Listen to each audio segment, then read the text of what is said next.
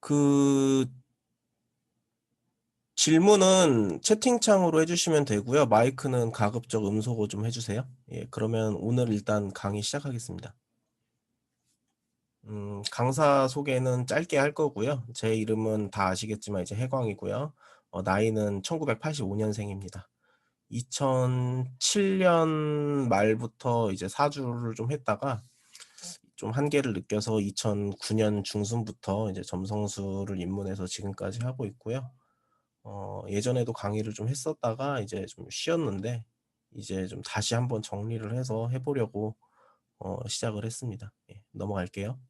혹시 저에 대해서 궁금하신 거 있나요? 예, 질문 있으시면 채팅창으로 해주시면 되고요. 없으신 것 같네요. 넘어가겠습니다. 이번 강의의 목표는 행성의 이제 본질이 뭔지 이제 이거를 이해하는 거고, 그거를 해석해서 어떻게 사용해야 되는지를 알아볼 거고요. 그다음에 행성을 생각할 때 이제 어떤 이미지로 그 행성들을 생각하면 좋은지 이제 그런 것들을 연구해 보는 시간이고, 강의 대상은 시중에 나온 이제 점성학 초급 교재를 한 번 정도 읽어보신 분들을 대상으로 만든 강의예요. 그래서 이 강의를 들으시면 어떤 행성을 봤을 때 이 행성은 이렇게 해석을 하는구나. 그리고 어떤 사람의 어떤 행동을 봤을 때 저 사람은 이러한 행성의 특성이 강하게 나타나는구나. 이제 이런 것들을 캐치할 수 있게 되는 걸 목표로 하는 강의입니다. 넘어갈게요. 자, 그래서 점성술의 이제 장점.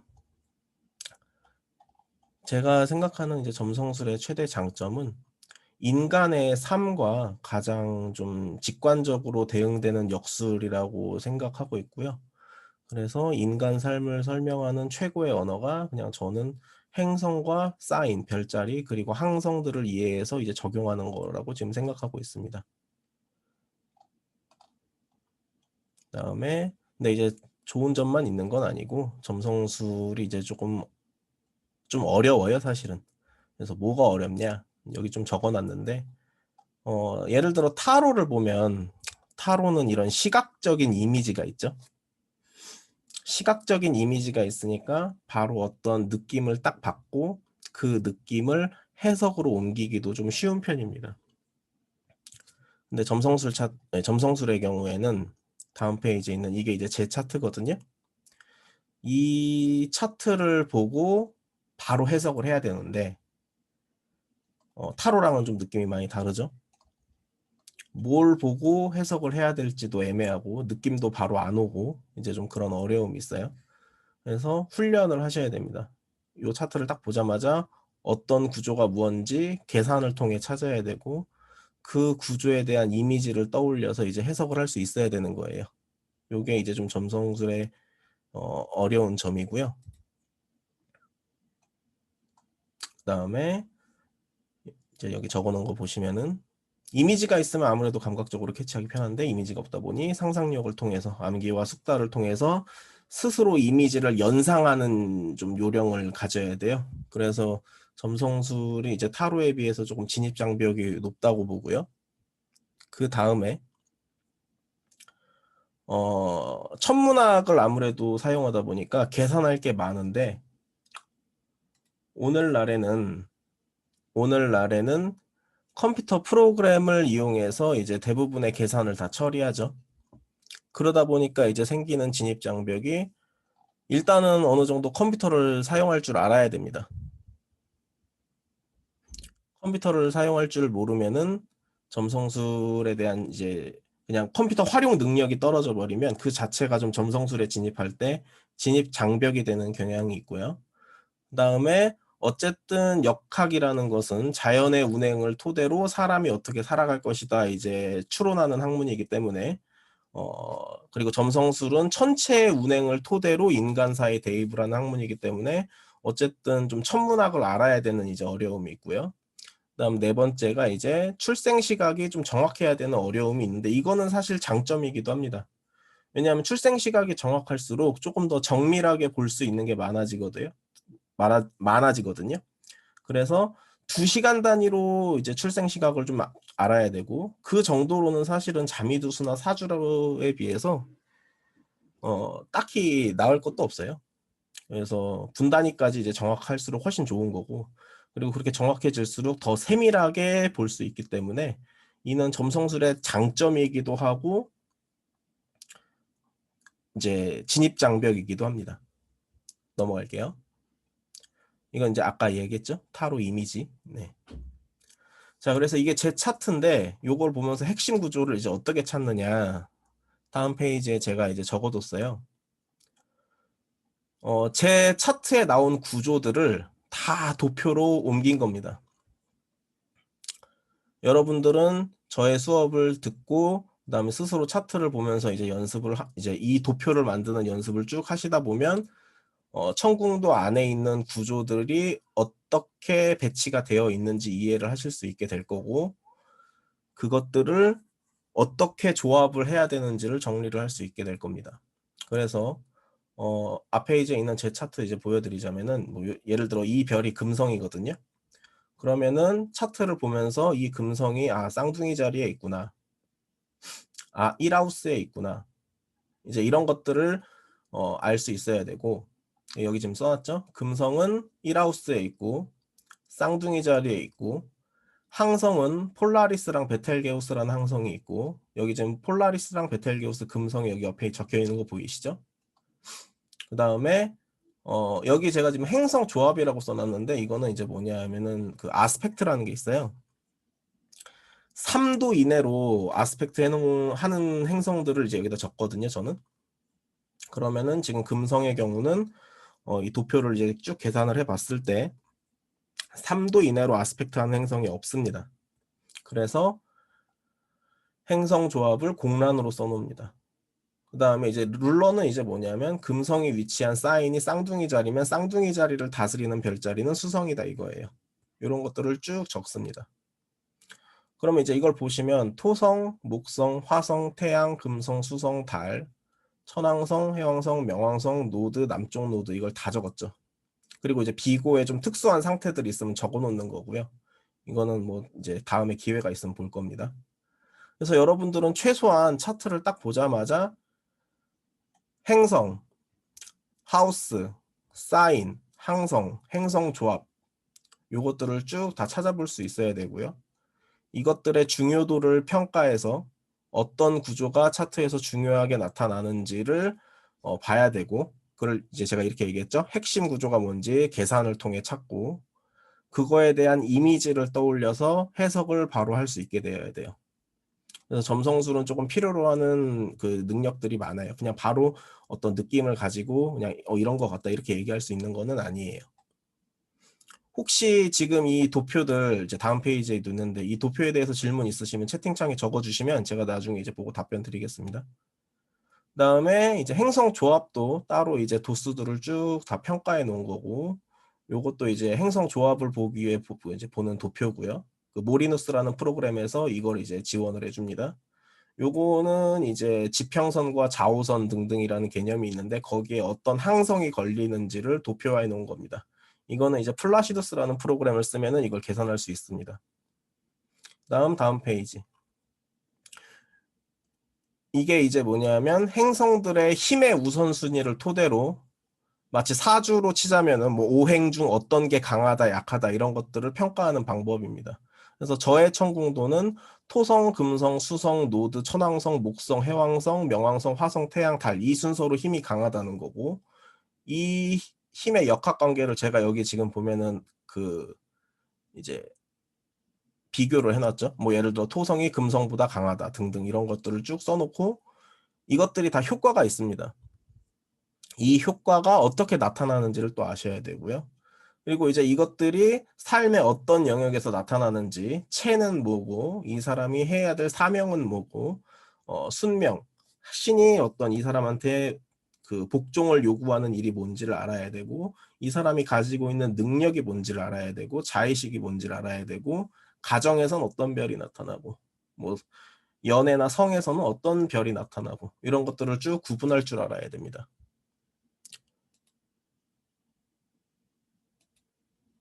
넘어갈게요.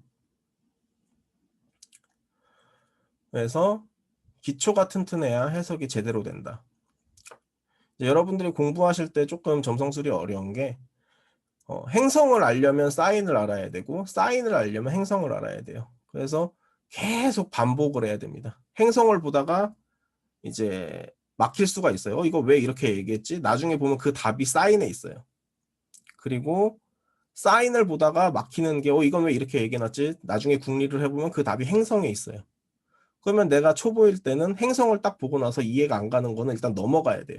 아, 나중에 뭐 좀 비슷한 데가 어디 나오겠지 하면서 그냥 일단은 이해가는 만큼 하고 그 다음 보고 넘어가고 나중에 이해가 그러니까 한 번 반복을 해서 또 다시 보고 이런 과정을 좀 계속 반복해야 되고요. 그래서 기초 개념을 좀 제대로 이해하지 못하면은 해석을 함에 있어 제약도 많고 간단하게 보면 알 수 있는 것도 굉장히 복잡하게 생각을 하게 되는 이제 그런 어려움이 있습니다. 그래서 저는 사실 이 점성술에서 기초 과정이 제일 중요하다고 생각을 하고 있고요. 넘어갈게요. 자, 지금 질문이 하나 들어왔거든요. 예, 질문 제가 읽고 얘기 드리겠습니다. 모리누스의 항성이 그렇게 세세하게 나오지 않는데 어떻게 설정하신 거냐? 항성이 이제 50개까지 나올 겁니다. 모리누스에. 그리고 잘 찾아보시면 한 200개까지 나오게 누가 세팅을 바꿔놓은 것도 찾아보실 수 있어요. 예. 어떻게 설정했냐라는 거는 이제 블로그에 제가 세팅하는 법은 써놓은 것 같고요.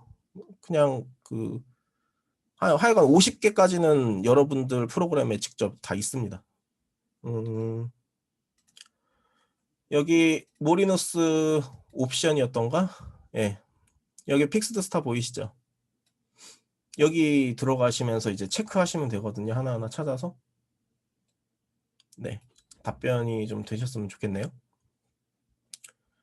넘어갈게요. 자, 이제 행성이란 뭔지 얘기를 할 거예요. 자, 그래서 행성의 가장 기본적인 규정, 항성도 마찬가지인데요. 행성과 항성이라는 건 뭐냐? 신성의 현현입니다. 신성이라는 거는 곧 인간의 내면입니다. 옛날 사람들은 자기 마음에서 어떤 작용이 일어나면 그거를 그냥 신성의 표현이라고 생각했어요. 뭐 겁을 먹었다라고 하면 두려움의 신이 나한테 영향을 줬다. 내가 용기를 냈다라고 하면 용기의 신이 나한테 힘을 줬다. 이렇게 생각을 했어요. 근데 이 신성이라는 걸 그냥 단순히 그러면 마음의 작용일 뿐이냐 이렇게 얘기하지는 않고요. 이 마음의 힘을 행동으로 옮기는 게 신성이에요. 이거 그래서 내면적 힘을 외부 세계, 현실로 실천으로 옮기는 거예요.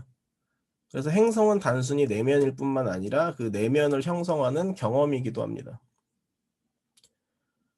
그리고 행성이란 말은 원래 여행자라는 말에서 왔죠. 그래서 칠행성은 삶의 모든 영역에 대응되고요. 하나의 행성에 대응되는 경험과 현상이 매우 많다는 뜻입니다. 이 뜻은 왜냐하면 삶에는 어떤 대응해야 될 이제 개념들, 영역들이 많잖아요. 예를 들면 연애는 금성, 뭐 결혼은 금성이라고 말하기 조금 애매할 수 있고요. 뭐 분노는 화성, 투쟁도 화성, 뭐 용기의 표현도 화성. 이렇게 삶의 여러 가지 영역들이 있는데 저는 주로 이제 좀 감정적인 것들을 많이 행성에 많이 대응을 시키는데 어쨌든 뭐 물질적인 표현들도 다 행성에 따라 그러니까 행성의 7가지 영역으로 구분을 해서 표현할 수 있다는 거죠. 그렇기 때문에 여러분들은 어떤 현실의 사물이나 사건이나 경험을 놓고 그것을 칠행성으로 분류하는 연습을 일단 해야 됩니다. 근데 아까 제가 도표에서 보면 저는 천왕성, 해왕성, 명왕성도 쓰고 있는데 왜 십행성이 아니라 칠행성인가요? 이렇게 물어보실 수 있는데 천왕성, 해왕성, 명왕성은 칠행성의 좀 부가적인 그러니까 일단 7개 체계로 분할을 한 다음에 3개는 그냥 좀 덤으로 얹어진 그런 느낌으로 일단은 보시면 좋을 것 같아요. 넘어가겠습니다. 자, 그래서 여러분들이 이제 제 수업을 들으러 오셨다면 초급 교재 한 권 정도는 읽어보셨을 테니까 여러분들은 기본적으로 제가 여기 써놓은 것들에 어느 정도는 익숙해져 있으실 거라고 봅니다. 그러면 첫 번째 행성을 이해하기 위해서 뭘 봐야 되냐? 행성 기호 자체에 내재된 의미가 있어요. 그거를 아셔야 되고, 그 다음에 행성에 대응되는 신격이 있습니다. 예를 들어서 화성은 뭐 아레스, 뭐 금성은 아프로디테, 이런 신격들이 있죠. 이 신격을 아셔야 되고, 그다음에 행성의 성질이 음양이 어딘지, 여자의 어떤 음의 행성인지 양의 행성인지 이제 이런 것들을 아셔야 되고요.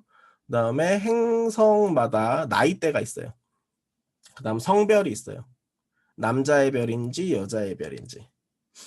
그다음에 어떤 원소에 해당하는지, 길성인지 흉성인지.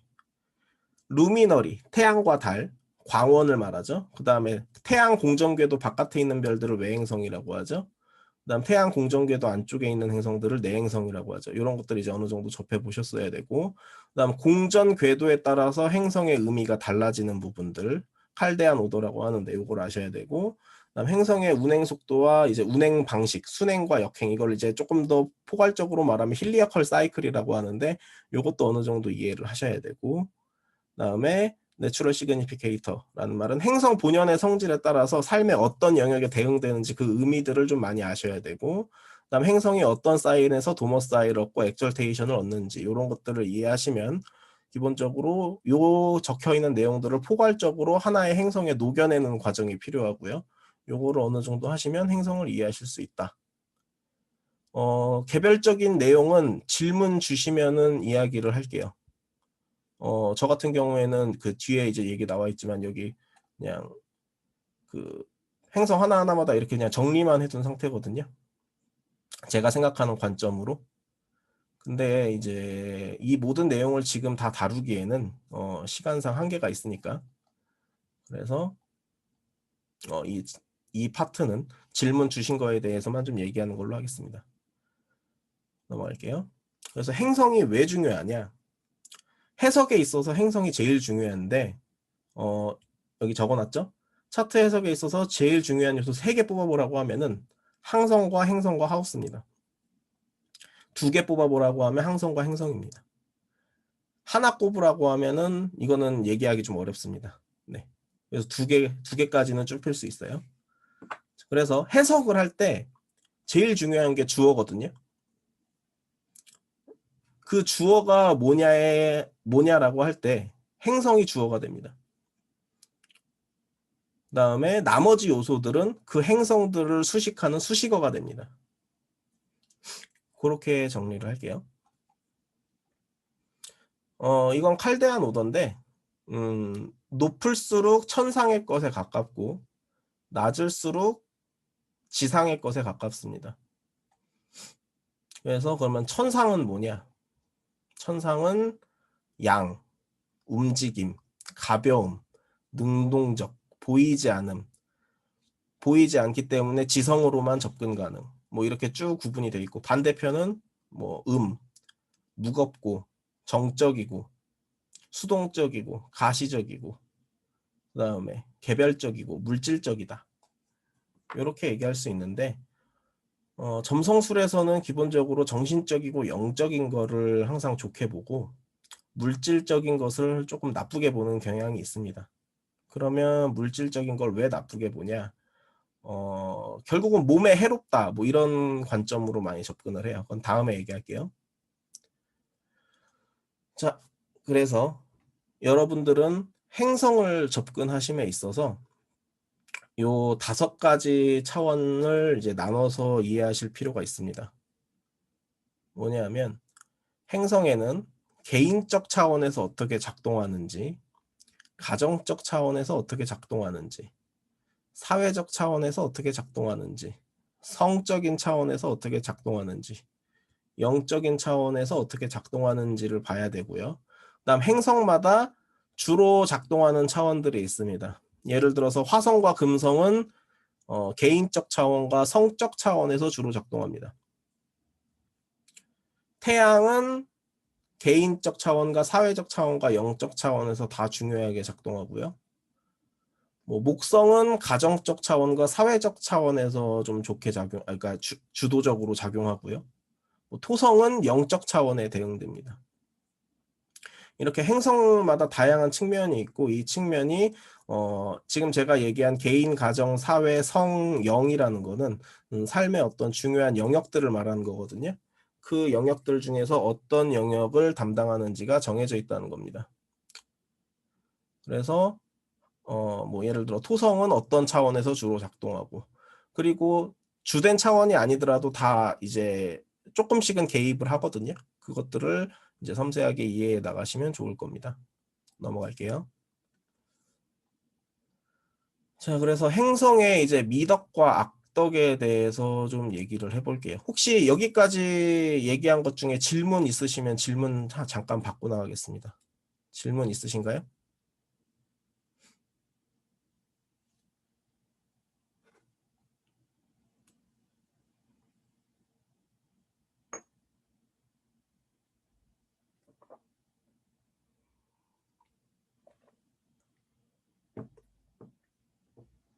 네, 질문 없으신 것 같네요. 자, 그러면 이제 미덕과 악덕 나갈게요. 자, 행성마다 여러분들이 이제 공부를 좀 하신 상태라면은 길성으로 정의되는 별들이 있고 흉성으로 정의되는 별들이 있다는 걸 아실 거예요. 예를 들어서 토성과 화성은 이제 대표적인 흉성이고 뭐 목성과 금성은 대표적인 길성이죠. 대체로 길성은 미덕으로 나타나기가 좋고 흉성은 악덕으로 나타나기가 좋습니다. 그래서 토성은 이제 좀 악덕을 위주로 보셔야 되는데 토성의 악덕은 인색함, 시기심, 나태함, 오만, 독재적인 성향, 허무, 모든 일을 매사 의미 없게 느끼는 거, 두려움이 많고, 그다음 거짓된 삶을 살고, 비겁함이 많고, 그 다음에 신성 모독적 경향이 있고, 고지식하고, 무기력하고, 자학적이고, 자기혐오적이다. 이렇게 얘기할 수 있고요. 금성 같은 경우에는 이제 미덕이 더 발달한다고 보겠죠. 그래서 금성은 연민이 발달하고 자비심이 발달하고 남에게 친절하고 정직하고 겸손하고 뭐 미적 감각이 있다 뭐 이렇게 얘기를 합니다. 그러나 기본적으로 좋고 나쁨의 상대적인 차이만 있을 뿐 토성이 미덕으로 나타날 때도 있고요. 그다음에 금성이 악덕으로 나타날 때도 있고요.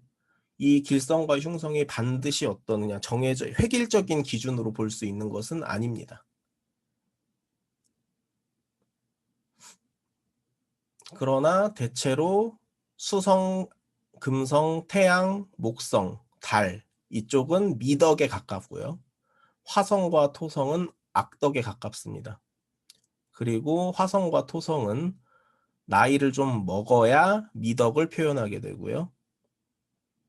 일단 그렇게 접근을 해보시면 좋을 것 같고요. 혹시 여기 제가 적어놓은 미덕과 악덕 부분에 대해서 질문 있으신 분 있으면 물어봐 주세요.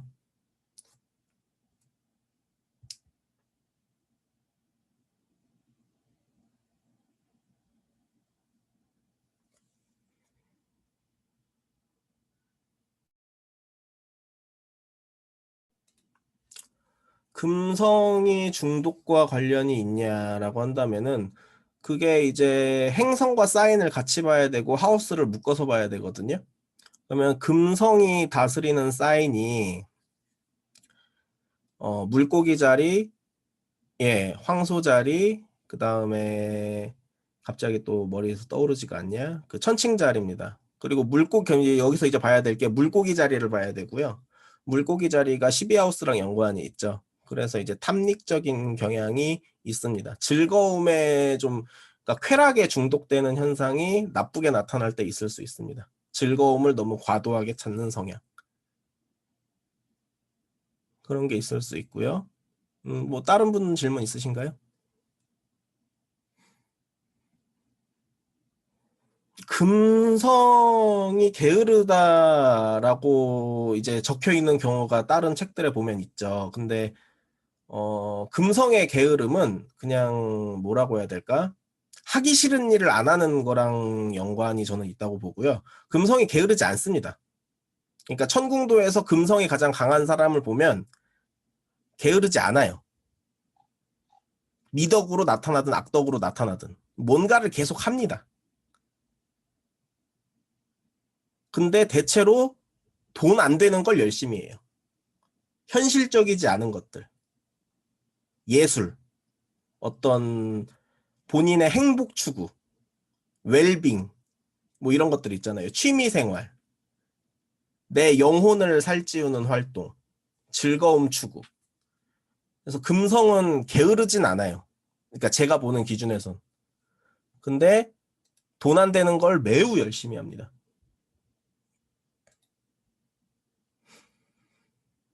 네. 그래서 금성과 오하우스의 특징이 비슷하냐라고 물어보셨는데 유나님이 금성과 오하우스는 사실은 사자 자리에 대응되는 곳이고 창조의 자리입니다. 근데 금성도 뭔가 창조하는 면은 있는데 사실 오하우스 이제 그게 이제 아마 고전점성술에서 나온 거였던가요? 오하우스가 금성에 대응되고 그 조이 개념이었죠 아마? 그다음에 11하우스가 이제 목성에 대응되었던가요? 제가 이제 고전점성술을 이제는 막 그렇게 열심히 보지 않아서 크게 신경은 안 쓰는데 저는 사실 그거보다는 그냥 오하우스를 사자 자리에 좀 많이 대응을 시켜보라고 얘기를 드리고 싶어요. 왜냐하면은 그 이제 하우스는 좀 사인하고 이렇게 좀 대응 체계를 놓는 게 더 나을 수가 있거든요. 물론 금성과 오하우스도 조금 유사성은 있습니다. 근데 오하우스의 핵심을 창조성으로 봐야 돼요. 근데 대부분의 사람들에게 창조성이라는 거는 애 낳는 겁니다. 뭐 대부분의 사람들이 뭐 전설의 용사도 아니고 그냥 애 낳고 사는 게 예. 그것만 해도 하나님이 시킨 창조의 어떤 그런 것들을 다 한 거죠. 네.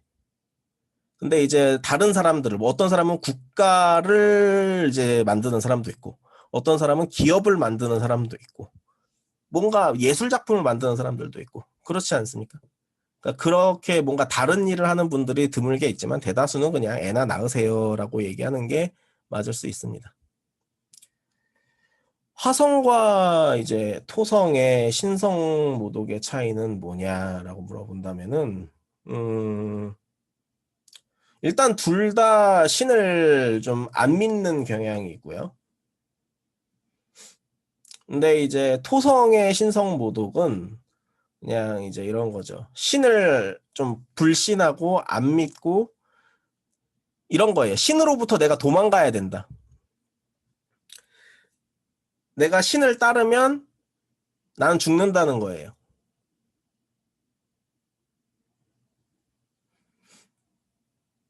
아쿠아님 질문은 조금 이따 답변 드리겠습니다.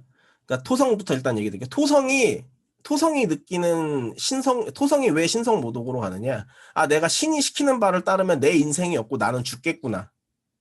이런 거를 느끼는 거예요. 화성은 뭐냐면, 나 신을 따르면 난 손해보겠는데? 나한테 별로 이익이 없어 보이는데? 이런 느낌? 그리고 좀 더 화성이 신을 무시하는 경향이 크고 토성은 그러니까 신을 접했을 때 토성은 두려움을 느끼고요. 화성은 분노를 느낍니다. 내가 왜 저 새끼 말을 따라야 돼? 이게 화성이라면 토성은 아, 나 저 사람 밑에 있으면 내가 될 것도 없어. 나 도망가야 돼. 이런 느낌을 받습니다. 그런 감정 차이라고 보시면 좋을 것 같아요. 허님 좀 답변이 되셨나요? 네. 그래서 자 이제 미덕과 악덕의 발현 여부는 달의 발달과 관련이 되느냐 아니면 강약 여부에 따라 달라질까요? 라고 물어보셨는데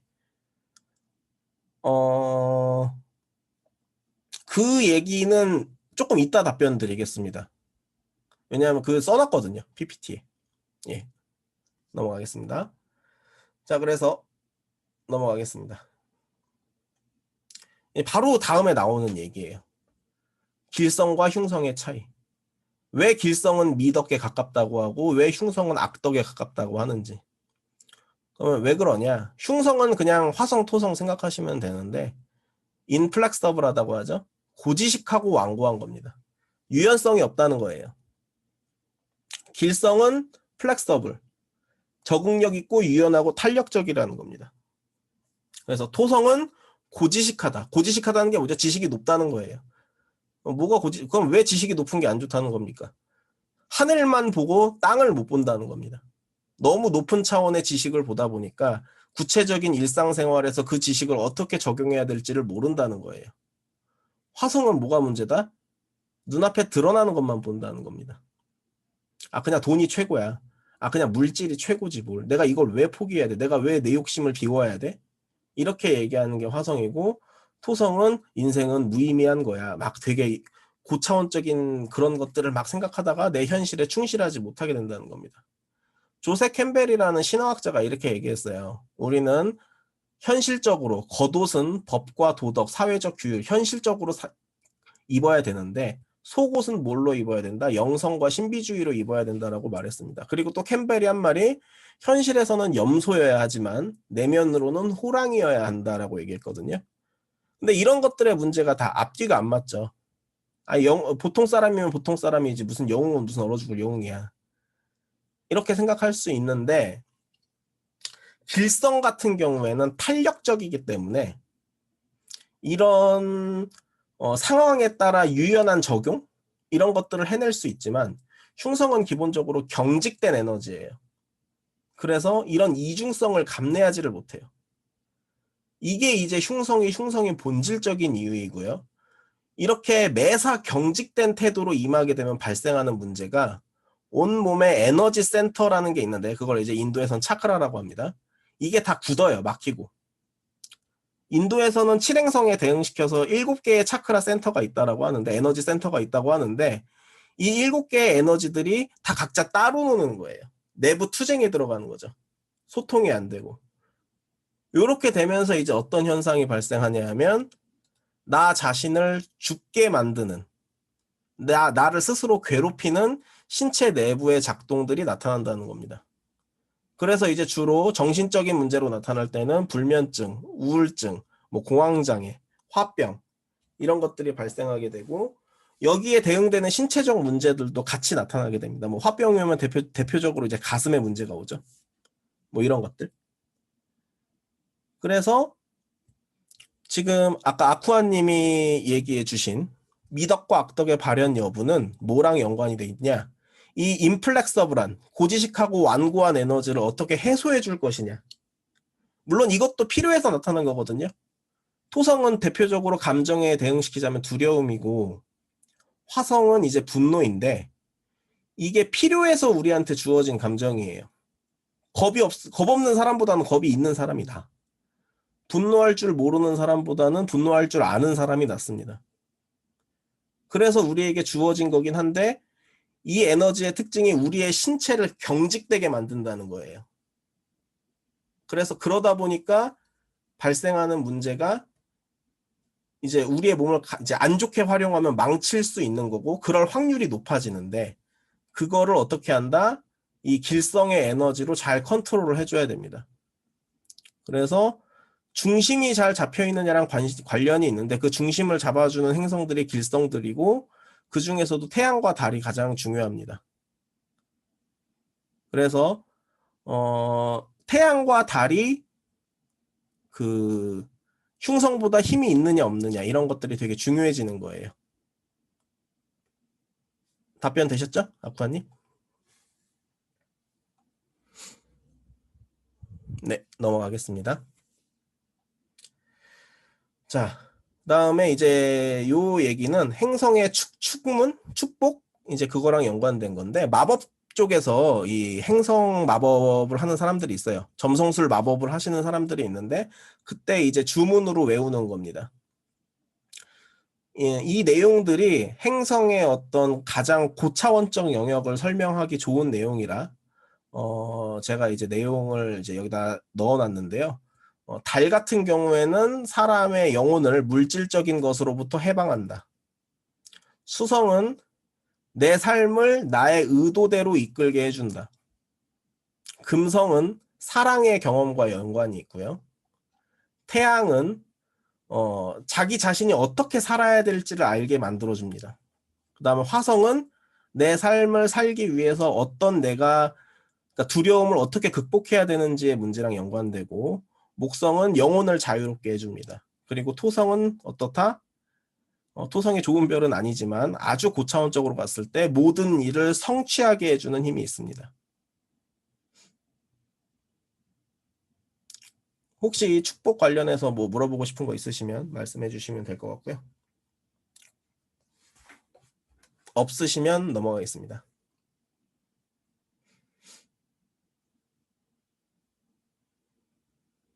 네, 넘어가겠습니다.